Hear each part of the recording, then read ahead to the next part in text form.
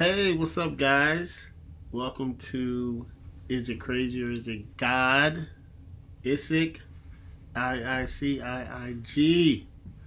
What's going on? We're back once again after reading Leviticus Oh, Leviticus. 14 through 23. It's very interesting because Leviticus is kind of not a difficult read, but it's a lot of instructions, very specific, and it's a lot of old ways of doing things, old rituals, old laws. So it's very interesting to see this from this perspective of God. But before we get into that, how was your week? I always answer first. Oh, I can go. I'm gonna flip it on you. How was your week? Listen, guys, I love to talk. So, actually, my week was great. It's always good when you wake up and, you know, I've been having this moment of clarity where I need to fix some things in my life, and it's not a hard fix. It's not an easy fix. It's aligning my habits and being consistent, right? So when I say it's not hard, people think it's hard, and some things are difficult, not hard, right? Because you just have to shift your mind. And when I say not too easy, it's the same. It's just balance, right? Because you don't want to be like, man, this is extreme. Nothing is too extreme. It's two sides, right? Shout out to Myron. Two sides of a slice of bread. So this week, I'm going to focus on discipline. That's a key word I've been telling myself. Yeah. Discipline. Like I have my schedule, and discipline and boundaries. Those are my two things I'm gonna work on this week. That's good. This week. So boundaries for everything, because in my schedule it's time that I have for God, me, you, this fourth quarter. Yes, I'm a unicorn, D City Life, and you also want to support, right? You got to support your spouse. So my time and her time intermingle sometimes. So that's why sometimes you got to set boundaries with outside sources than that. Yeah. So, and then I want to be disciplined in waking up early, working out, and following my schedule, because discipline leads to a lot of other things in life. Because once you become disciplined, you look up and you're like, oh, I've been disciplined in this habit.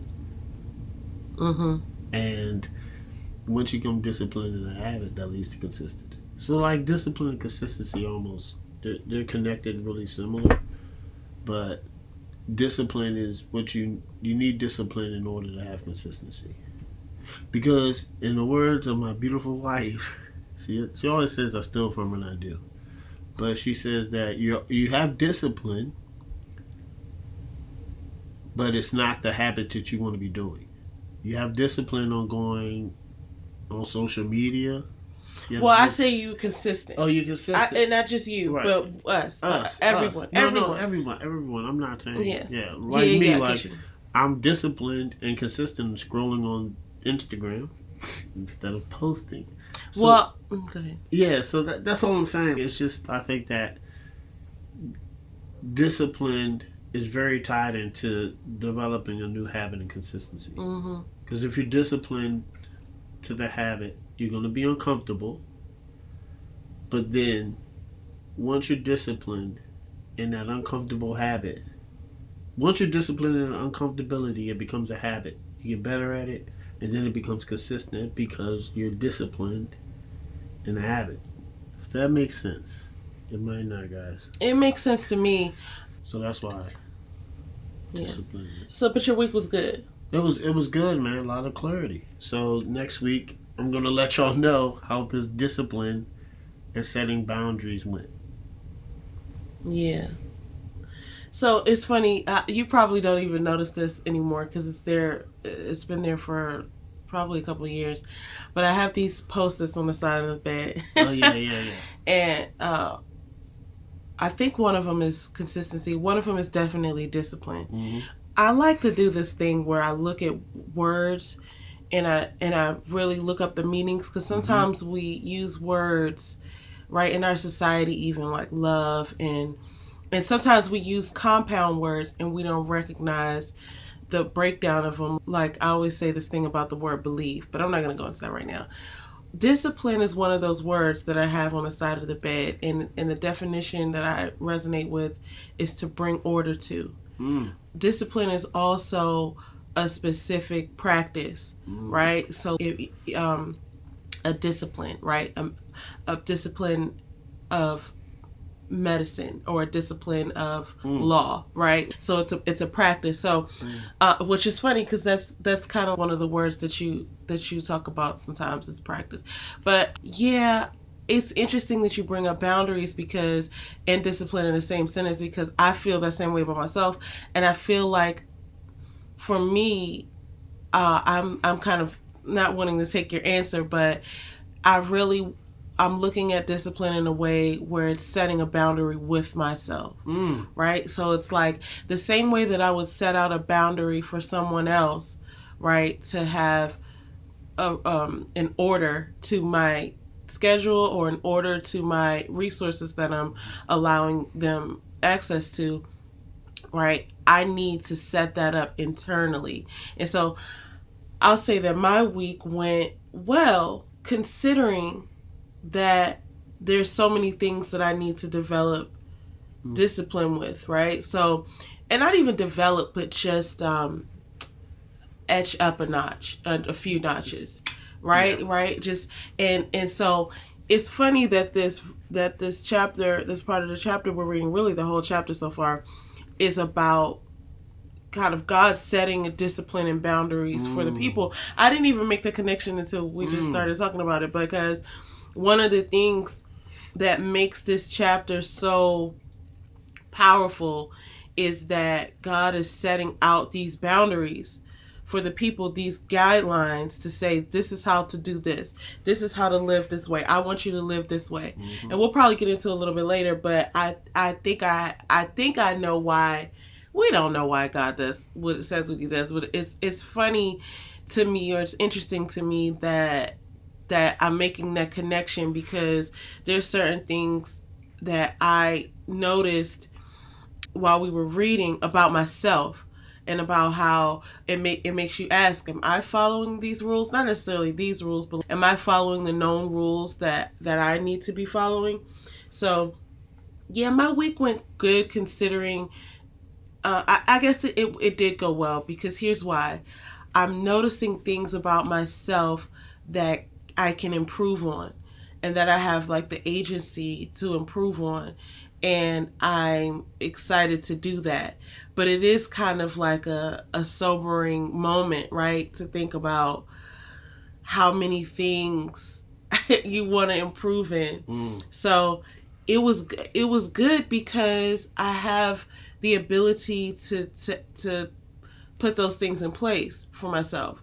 But it's also challenging, because it makes you have to look at yourself, right? It makes you have to take a hard look at yourself. And so I did that this week. That is the challenging part. Yes, that's the difficult. Because it's so easy to not to. That's like, just don't think about that right now, right? But I'm at the stage where I'm just like, no, think about that. Like, what are you actually doing? What are you doing, right? Anyway, that's a whole nother show. Nother show, because you could dive into, go deep with that. Go real deep with that. But my week was good. I learned a lot about the word, and we're just gonna probably jump right in, because that's like the perfect cue into to what we read. There it is. Okay, so Leviticus 14. Oh, did we say we read? We read Leviticus 14 through 23. You probably already said that. Mm-hmm. Okay, sorry. Yeah, it's okay. So 14 and 15 talk about more cleansing from the skin. Mm-hmm. Remember, this is about leprous disease, which is prominent back there or back then, or skin disease. Mm-hmm. Bodily discharge and cleanings. Mm-hmm. So what I had to learn is it was a lot of times when we're reading Leviticus is saying unclean.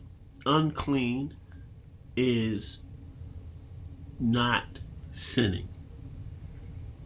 It's distinct. It's different. It's different. Being unclean and sinning is two different things. Yeah. Sinning is sinning.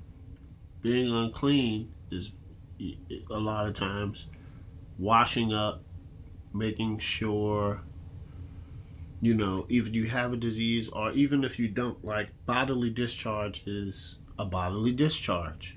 Right, and it's natural, but it makes you unclean. It makes you unclean, which means you just have to wash yourself. What I did notice is they were washing themselves up. It talks about women's menstruation and how it's like 7 days. But it says, I think they're at 7 days and you have to wait. You have to be unclean for 7 days and wait till the evening. But most times, if I'm not mistaken, menstrual periods last around that time anyway. Yeah, anywhere from like 3 to 7 days. 3 to 7 days, right? So that's what they teach us in school. Yeah. I mean, it's different. Everybody knows what their own is. Yeah, it varies.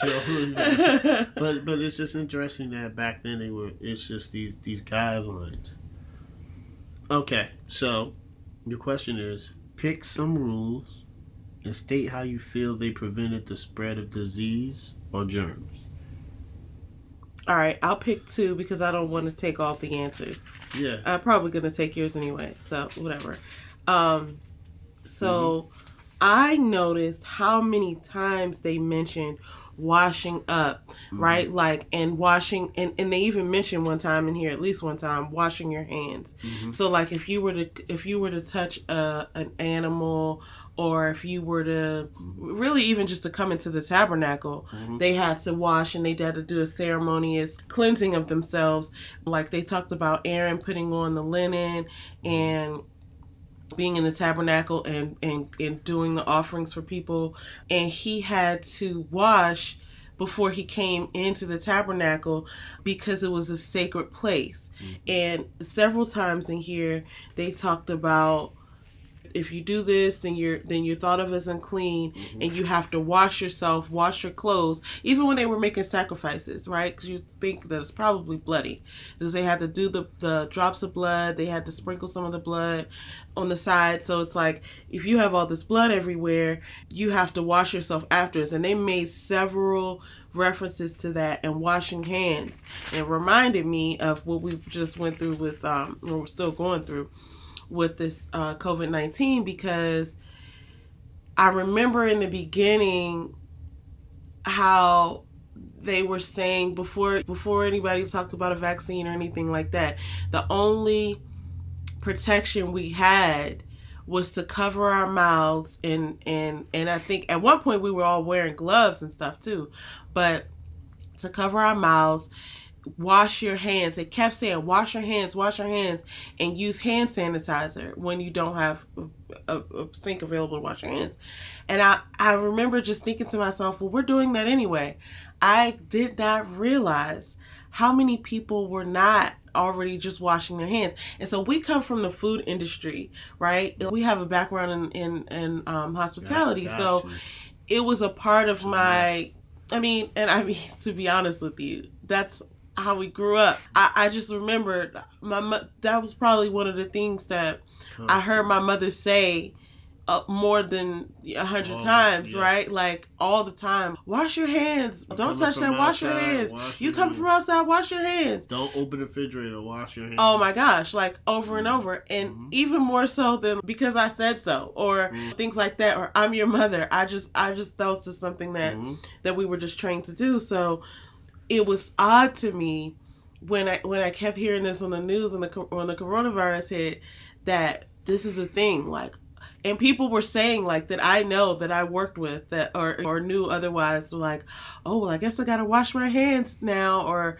I gotta wash my hands more often. And I was washing my hands more often, but it still wasn't very much more than I would normally do it, right? Because that's just what I was taught. So I thought that was interesting, that that was kind of a connection of the Old Testament and what their rules were, and how it kind of comes into today, because God put those rules there, not even just to be, I mean, he wants us to be clean, but I think there was a level of protection there, because that's how the spread of disease was mitigated, right? And as we see present day, that's how the spread of disease is prevented, right? Through washing your hands, making sure that you are cleaning your clothes and cleaning your hands. It did state that. And then you had to quarantine. Also, one of the things, you mentioned this, that it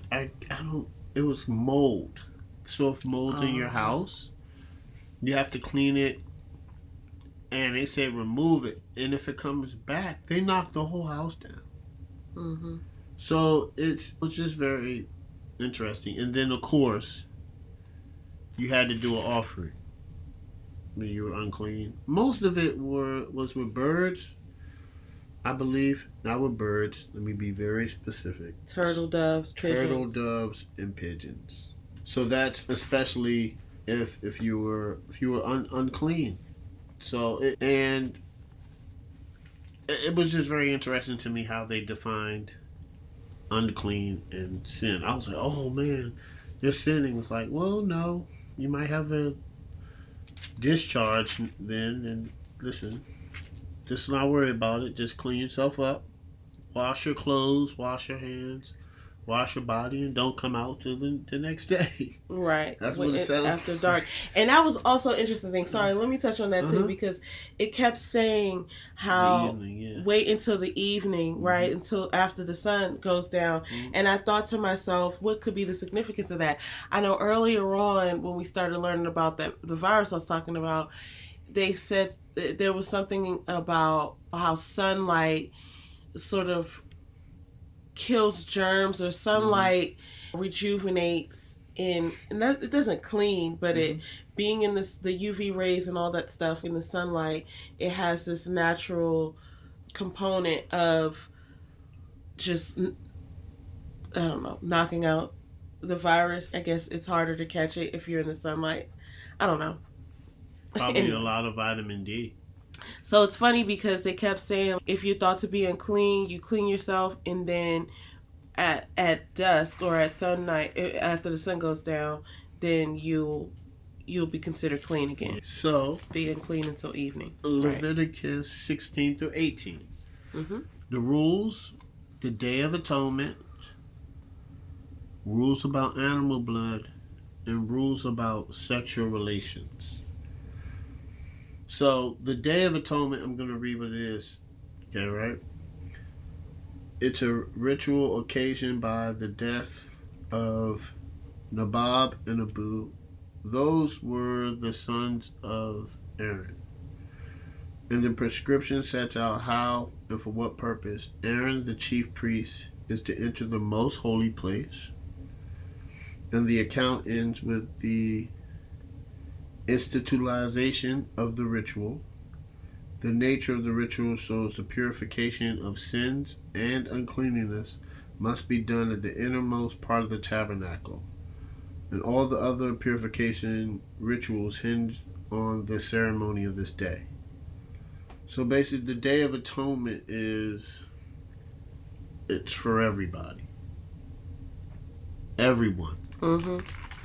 All the sins, all the uncleanliness, boom. Aaron goes to the tabernacle, and it's not just, it's for everybody. They talk about the laws against eating blood. And it talks about eating blood is kind of like ritualistics, and I believe it has to do with idols. So if you're drinking animal blood, and listen, guys, listen, we're not talking about a medium rare steak, okay? We're talking about sacrificing animals and drinking their blood. And I think I watch a lot of crazy movies, and every time that I see somebody doing that, it's not good. It has to deal with witchcraft or voodoo or vampires, or zombies or something where it's like eating. It's not good, right? So that's the laws against that. It's just, if you walk into somebody's house and they just have a jar of animal blood, okay, I would suggest you're friends with them. Oh my gosh. And then you have unlawful sexual relations. So it just talks about not having sex with incest. Like you can't have sex with your aunt or your uncle or your siblings or anything. Your brother's wife or your sister's husband, stuff like that. That's the rules about sexual relations. So here's the question. Pick some of the rules and state how you feel they prevented people from hurting each other. Okay. Well, I'll start with the one that I'll go back to that you said about the blood. In my Bible, this is the Everyday Life Bible, the Amplified version from Joyce Meyer. Mm-hmm. Now, some of this is her commentary, but it's just like a study Bible. But she was just saying, or what this says, it's a life point. Mm-hmm. The chemical substance that we call blood carries life. If a person loses his blood, he loses his life. Mm-hmm. No blood means no life, because the blood carries the life. Right? Life is a spiritual substance, but it must have a physical carrier. Mm-hmm. I think that was one of the rules, and journey with me here. I think it was one of the rules that prevented people from hurting themselves, because as we know now, that you could get disease through blood, right? If somebody, like they were talking about leprosy, if you're sick and somebody encounters, your blood, they might, especially if they drink it, right? And I'm not saying that they were drinking people's blood, but I'm just saying the same with an animal. If an animal had a sickness, I'm thinking it's possible that you could get sick from a sick animal's blood. Mm-hmm. So, and then we still have a lot to learn and a lot to read, but just the idea that blood is life, right? I think that it kind of sets the precedent of like not wanting to have someone bleed. So I'm stretching it a little bit here. It's a little bit of a stretch, but it's like people, I'm sure back then would fight. They talked about some people killing each other and stuff like that. So, but I think bloodshed was kind of like, okay, you want to get away from that. So, okay, that was like, no, I agree with you. I think a fight, right? So a fight is like, okay, whatever, you go to court. But if you kill somebody, then it's like you have to, because like you just said, blood is life. Mm-hmm. Right? So it even goes into say, I don't know if this chapter, but it says that people can't sacrifice if you're not informed to. If it's not an offering, then you're not sacrificing an animal, because why are you sacrificing it? Mm-hmm. Yeah. Yeah. Right? Yeah. You shouldn't do it. You shouldn't do it for no reason. We're not talking about eating, guys. Right. We're not talking about, I have a goat. Just sacrificing, just killing it. Yeah. Right. You know what I'm saying? I have a goat. I want to eat this for my family. That's not what he's talking about. He's talking about sacrificing. Mm-hmm. There's no reason for you to kill an animal if it's not sacrificing to the Lord, atonement for your sins, which is, and I think they explain it, life for life. Mm-hmm. And that's why. So we're not supposed to be drinking animal blood. Yeah. So I think Yeah. that just kind of put a bad rep on just even how you deal with blood, which probably eventually help people. Now, most of the information that I saw about protecting one another as far as the rules were in Leviticus 19. Yeah. So it's, I guess 19:14, they kind of talk about like you shall not curse a deaf man, put a stumbling block before the blind. You shouldn't do injustice. You shouldn't go around gossiping amongst your people. You shouldn't hate your brother, taking revenge. So I think those were a lot of the rules that I saw that would protect people from each other. Yeah. And they said something about neighbors. Right. So I think this two things, all right, with the animal blood, not sacrificing, not drinking it, because that's a ritual that 9 times out of 10, if you're not at the tabernacle, then you are idolizing another god by sacrificing an animal. 2, the sexual relations, I think it protects people in the way of not only incest, but you don't want. I don't want to say this. STDs? I know, like emotionally. Oh, right. This is my husband. This is my wife. Yeah, they did mention that. Like what about like not taking your sibling's wife or something, right? Yeah, not been, and they even touched on not taking a wife and her sister, which we know that's what happened with Leah, right? Yeah. So that is that's true. So it's that prevented people from it's hurting an people's emotional feelings. connection. Yeah. If look what happened between Leah and Isaac, where the connection wasn't really love. He didn't love her as much as he loved Rachel. Yeah. You know, so it's an emotional. It hurt Leah. It did. And it's an emotional. She had to bargain for time with him. That's crazy. But we discussed that.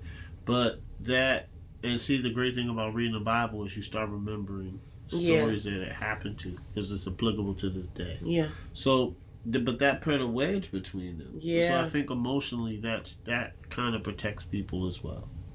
That's a great point. So now, Leviticus 19-21. Faith just mentioned some of these, right? Do you have? Sorry. It's all good. Miscellaneous laws, punishment for severe sins, and marriage rules for priests. Man, okay.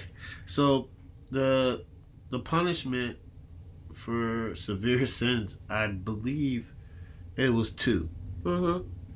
You're dead, or you're removed from your people. Yeah. Which is worse? Which is worse? Let me ask that question. Death, I would think, because at least if you don't die, you can go on and find another people. I would think, but back then there was probably so many. I mean, there wasn't a civilization where you could be like protected. Exactly. So I don't really know how that worked. I would think death, because especially if you died because of your like sin, like where do you think you're going? You know what I'm saying? This is pre-Jesus. I just don't think that would be good. I just feel like that's the worst thing. You'd be put to death. Even in here, they had adulterers will be put to death. Yeah. And I was like, whoa. Somebody, and I don't know what sin this is, but some by fire, some by stone. Yeah. So I get that. But I'm gonna listen, death is quick sometimes. But sometimes when you're removed from your people, you have to live with that every day. Yeah.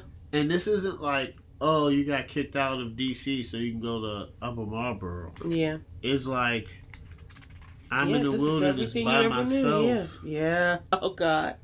There's no God. He shunned me. My people have shunned me. I don't think that sucks. You know, you're kind of alone. Yeah. Especially if you grew up, right? Think if you grew up as a child and then you do something heinous, like, I'm just making this up. You sleep with your cousin or something, right? You didn't know it was your cousin, but you're married. Like, if you're a guy that grew up and you know about All you know is God. You hear stories, and you slip up. You're married. Your sex is your cousin. You didn't know it was your cousin, but you're an adulterer. And they say, all right, now you're kicked out. All that you know is gone. So sometimes it kind of sucks. And then God saying He'll shun you, like what? Now think about it. If you don't have a connection with God, then I believe that's more painful than death. But you're right, because death is not also having a connection with God. So yeah, it could be. I'm just saying, getting shunned, it's not cool, And it went into the marriage of priests, which, I mean, you had to be tight. You can only marry virgins. Right? The life of the priest. And I mean, that still carries over to today, because we put so much pressure on our pastors and people, even I'm sorry, I gotta bring this up. When that whole thing happened with Kirk Franklin, when he cursed his son, I just personally felt like that it was extreme the way people were treating him, as if it's so horrible to say curse words, especially because we've seen him before interact with other people who weren't his family and treat them with love.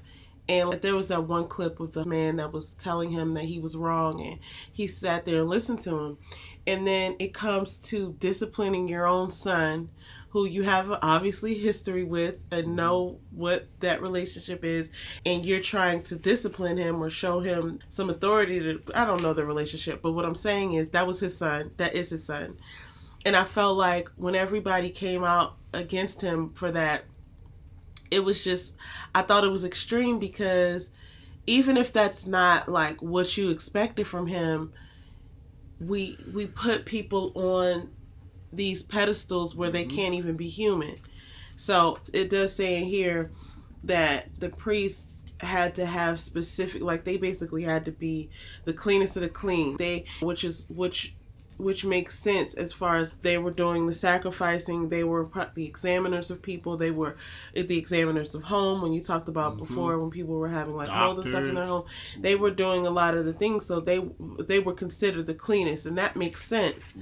But at the same time, they are human. And so I was just thinking about that, because it's we kind of forget sometimes that these are still humans. And even Aaron in the Bible, his sons died because they made a big mistake.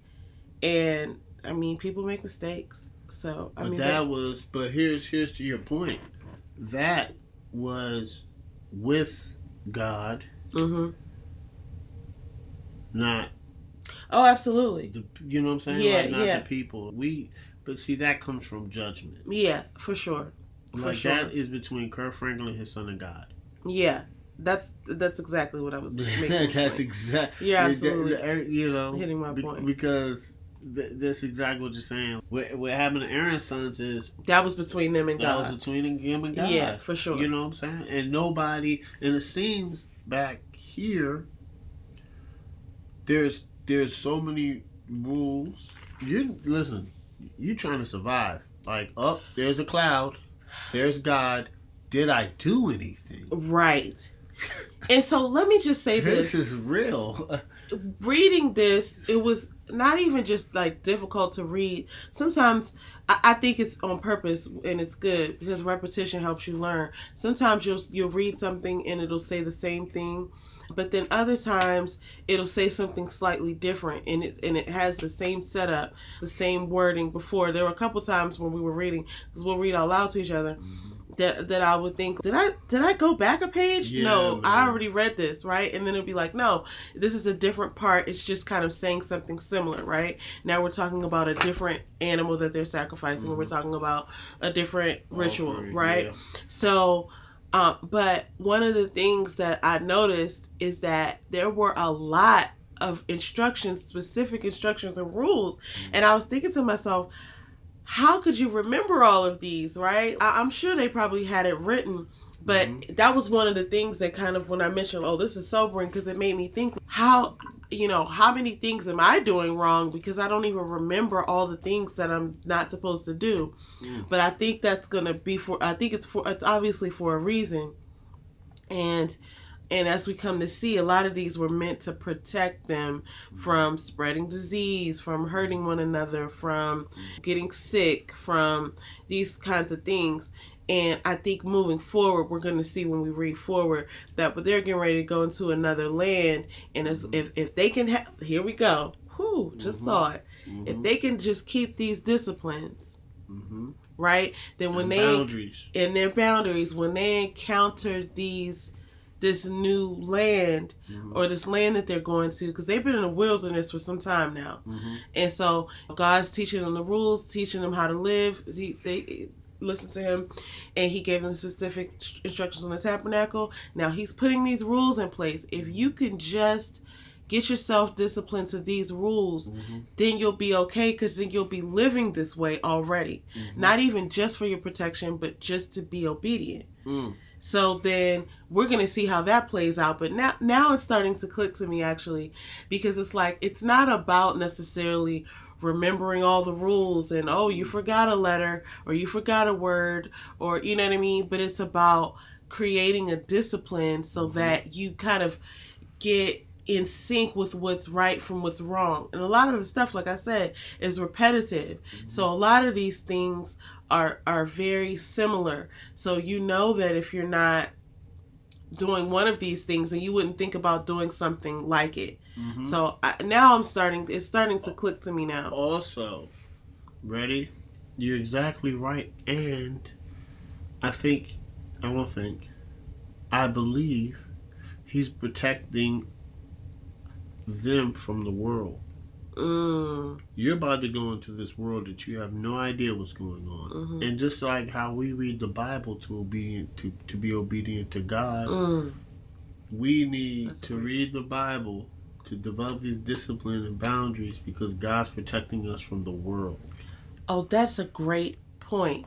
I'm so glad you said it like that, because sometimes you can, oh man, that's so amazing.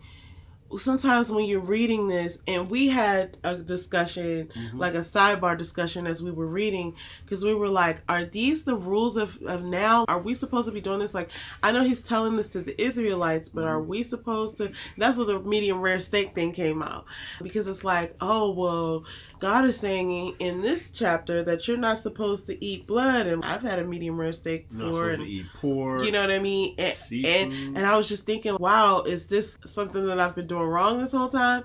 And then we were trying to have this conversation around, well, are these the rules that he gave the Israelites that are now morphed into something else, because we're not Israelites and we weren't living during this time, and now since Jesus has died for our sins, how does that change things? We're going to have to read along and see. But it doesn't change things. But as you mention it now, it's interesting, because some of the things that were the rules in here are still rules that we live by, like the washing of the hands, like some of the things that would make you feel unclean, like that still feels like a natural thing. Like, yeah, if you had a disease, or if you have boils on your skin, you would kind of feel unclean. So, and then other things too. So it's like making that connection was big there, James, because I'm thinking about it now. When you're reading the Bible and you kind of are feeling like a little small, like, I don't know if I could ever actually do this, right?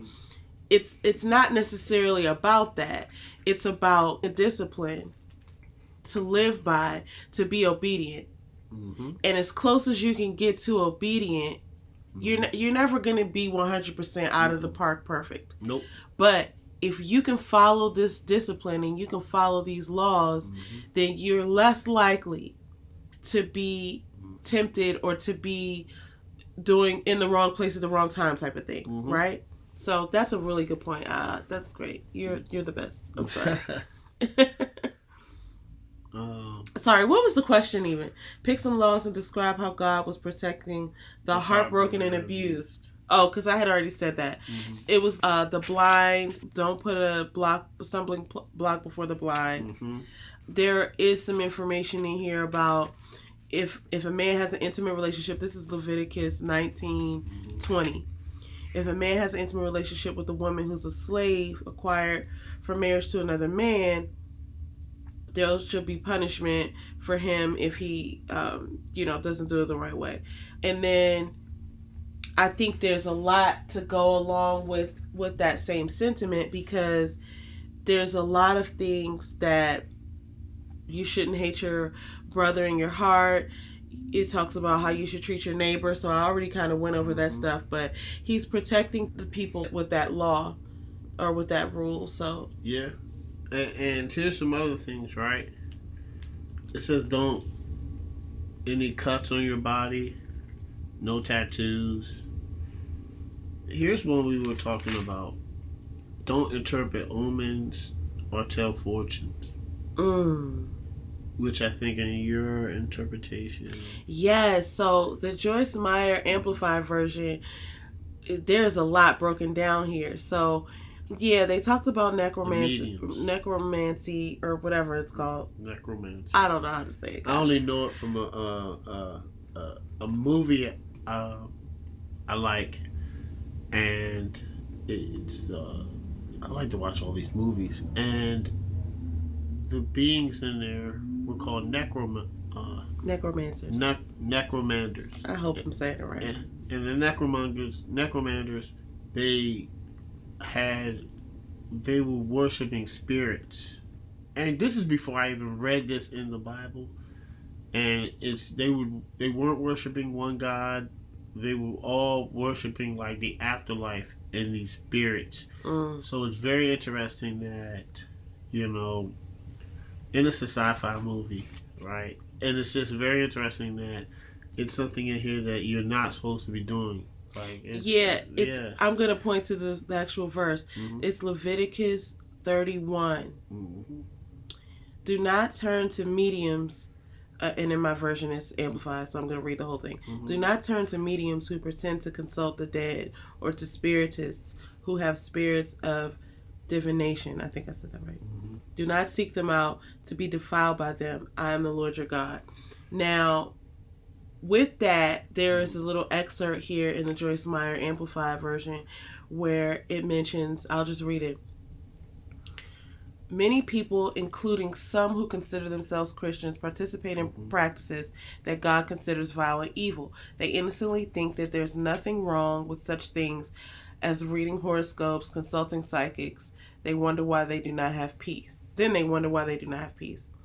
She says, the Bible says in the latter days, many false prophets will rise up and tell people what their itching ears want to hear.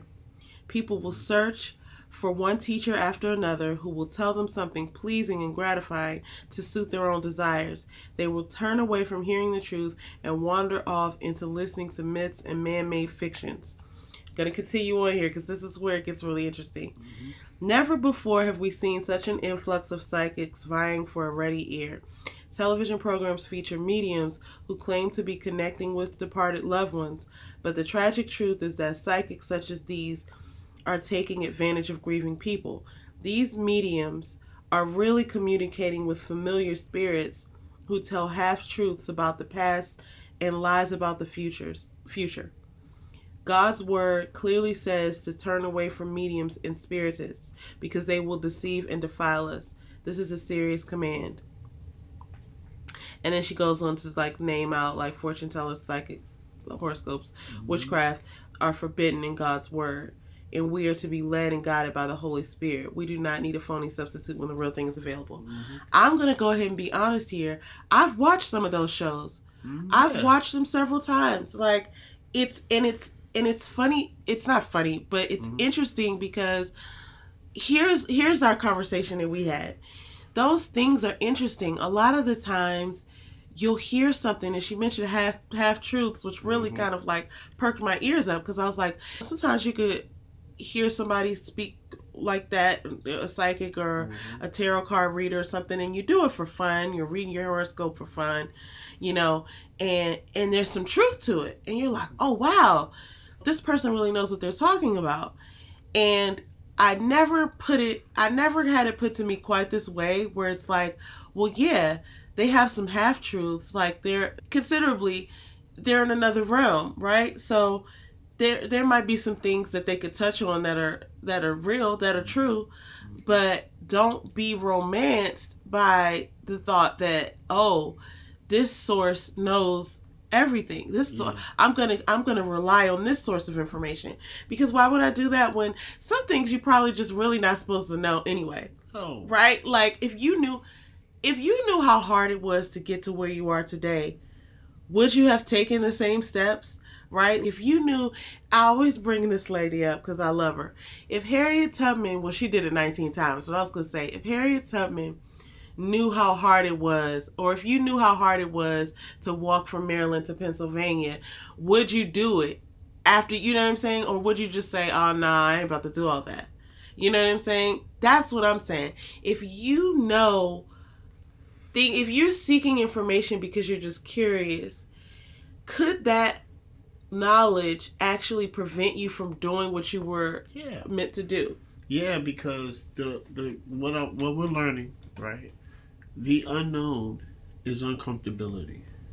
Yeah. If you know, where do you lie? Yeah. You know that you're supposed to be. It's a difference between visualizing and manifesting and going to seek it out from somebody who's telling you. Yeah. Yeah, that's true. It's a difference between visualizing where God's like, you can do this, you just need to do this. Mm-hmm. There's somebody saying, oh, this is all your whole path, and then it's a half truth. Right. So you don't even know where you're going to give you a half map. Well, if you just be uncomfortable and give it the unknown, yeah, then you'll be exactly where you need to be. Yeah, you just got to be okay with not knowing everything. Not knowing. You draw your own map. And that's the definition of greatness. That's the definition of being successful, is being disciplined and obedient to God and drawing your own map that He has for you. He has a map for you. You just have to be disciplined enough to do it. Yeah. And set some boundaries on the way. Yeah. And then next thing you know, you're like, man. Then you drawing maps for other people, but that's neither here nor there. That's a whole combo, guys. So, but yeah, that's cool. Oh, and I'm gonna touch on this before we go to the next one. We talked about this, and I want to just express it. Leviticus 19:23. When you come into the land and plant any kind of tree or food, then you shall regard its fruit as forbidden. 3 years it shall be forbidden to you. It must not be eaten. And the 4th year all of its fruits shall be holy, an offering of praise to the Lord. But in the 5th year you may eat its fruit, to increase the yield for you. I am the Lord your God. So we talked about that. And here's the interesting thing about that. Is number one, that's building discipline and setting boundaries. Yep, you gotta wait the 3 years to eat the fruit. You gotta wait. And if I've never grown a fruit plant, or I do have an aloe plant. I have grown, so I know this. Yeah, go ahead. Right. So I haven't. I will though. Mm-hmm. I will. I've already started my green thumb. It's working. It's not green yet, but I'm learning. But I'm assuming that 3 years is a good enough time for a fruit or a garden to mature. Oh, absolutely. You know? Yeah. And then you give it to the Lord. And then the 5th year, the 4th year you give it to the Lord, and the 5th year you have an abundance. Mm-hmm. Yeah, right? Then you just have an abundance. And then abundance. They talked about how you leave the some of it on the ground for the less fortunate, mm-hmm. right? And for strangers to eat from, and you just pull from the tree. And then not only is people that are less fortunate, right? It's not like, oh, what are you doing in my yard? It's like, oh, you can have this, mm-hmm. and you're giving back to the earth. Yeah. It's a It's a cycle. It's And a so let me cycle. touch on that a little bit, because this is when we talked about that, this was my thinking. Because I have grown tomatoes before, and it's super fun. And here's what happens. Let me just tell you about being impatient. Here's what happens. You grow your plant, right? You start out with a plant, and you plant it, and then you start to see these little buds, and then you start to see these little green tomatoes, and you're just like, oh my gosh, I'm actually growing. All right, I'm actually growing this fruit or vegetable, or it's a whole thing. People, I know tomato is an actual fruit, but we're just gonna say vegetable. Yeah. You start seeing this, or I'll say fruit, whatever. You start seeing this fruit, and the temptation is like, oh, let me get it now. Especially once you start to see those squirrels come around and they start snatching your stuff. But what's interesting about this particular verse is that when you wait, right, if you start taking stuff off the tree before it's even ripe or before there's a lot of it, you don't really, it's not going to be as free flowing as after it's matured a little bit, because first of all, you have the fruit falling that's going to then probably seep back into the ground and create more trees and more plants. And then it's just like when you have a lot of it together, it's just all working together, and anything that's growing like that, now you have an abundance. Yes. But if you're trying to pick it off as it comes, it's just not going to grow as quickly. Yeah, it's just not. So I thought that was really interesting too. And an abundance is great for everybody. Everybody eats. Everybody eats. That's interesting. All right, guys. Leviticus 22 to 23. This is behavior around sacrifices and finding festivals. So this is about the behavior of sacrifices. That's mostly, it just breaks down. It breaks down how they're going to sacrifice the animals, how they're going to eat, what they're going to eat. They mention that the animals are to be without blemish. I think there's a reason for that too. That's probably what stood out to me the most to answer the question. But animals that are blind or fractured or mutilated or have sore running wound or itch or scabs, you shall not offer them to the Lord or make an offering. So these are more specific sort of things around these sorts of rules, but they're describing a festival where they talk about the Sabbath a lot, and how, I mean, it's very specific about how you have the regular Sabbath, but then you have all of these days, and you count to 50 days, and the day after the seventh one. As we were reading it, I was understanding it, but I couldn't have gone back and written it down or explained it to you, because it was so specific and it was so detailed that it was after 50 days you do this, and then you do a grain offering, and then you do this, and then it's offering by fire.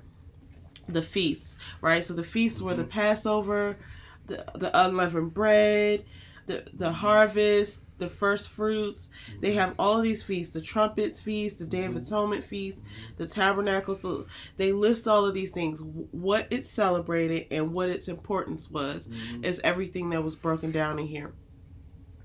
I think the thing that stands out to me the most is, well, first, the specificity of where, I think we're reading Numbers next, which I don't know what that's about, but just to tell you, the specific numbers that God gives them as far as the amount of days and the month of the year, and how many times you have to drop a drop of blood, and all of these numbers, I know for sure that they're significant. I don't know what the significance is, but for God to be that specific, it's got to have some purpose, right?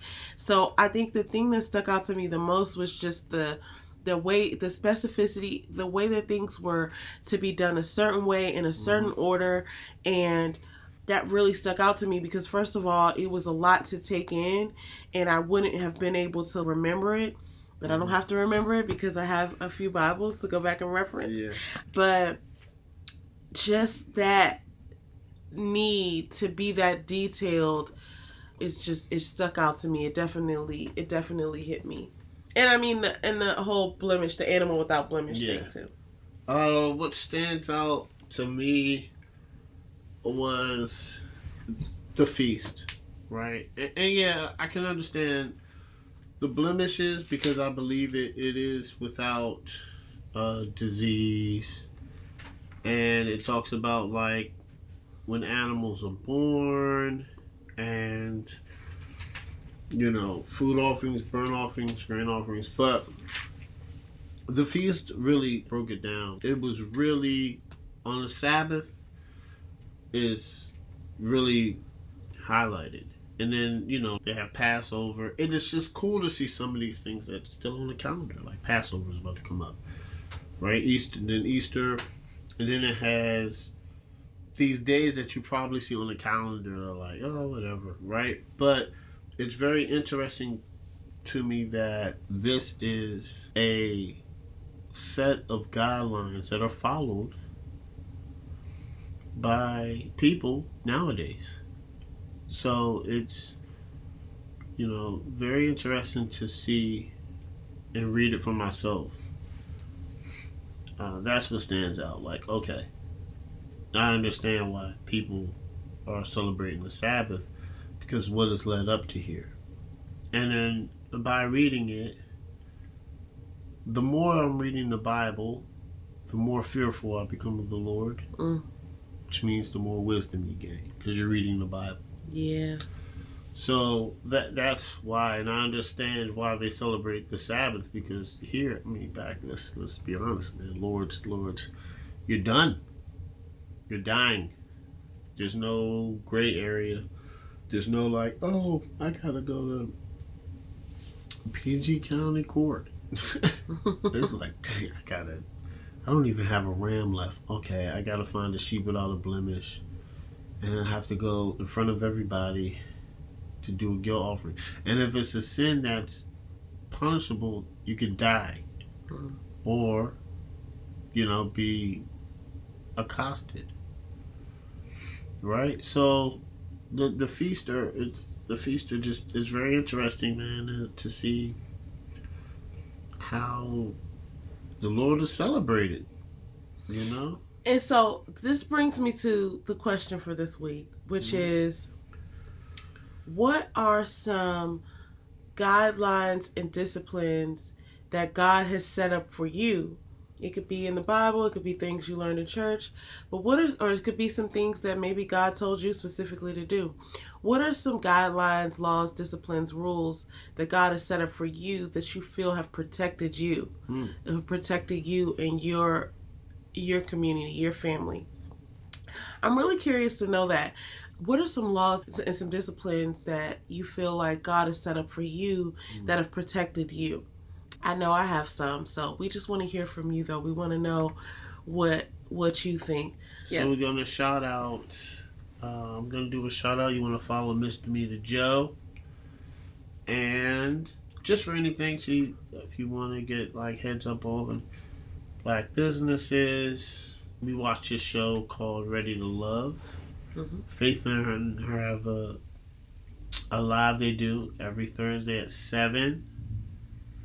And information is gonna be in the description. I got you guys. Also want to shout out I'm a Unicorn. That's Faith's planning channel. So if you love pins, oh my gosh, and planning and bullet journaling, I'm a Unicorn is the place.